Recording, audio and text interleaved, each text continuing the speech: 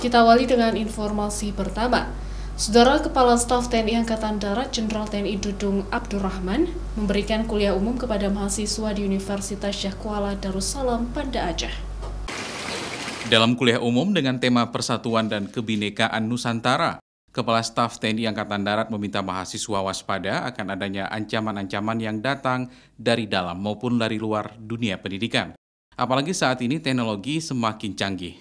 Para mahasiswa sebagai agen perubahan diharapkan mampu menjadi ujung tombak nantinya untuk membangun daerah maupun negara menjadi ke arah yang lebih baik.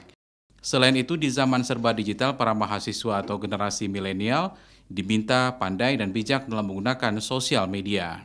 Mahasiswa adalah sebagai garda terdepan dan mahasiswa sebagai garda pembaharuan yang saat ini harus menjadi tonggak bagaimana nilai-nilai Pancasila ini harus tetap kokoh. Dalam kunjungannya ke Aceh, Kepala Staf Angkatan Darat juga akan melaksanakan sejumlah kegiatan lain seperti meninjau pelaksanaan vaksinasi serta bertemu dengan sejumlah ulama Aceh.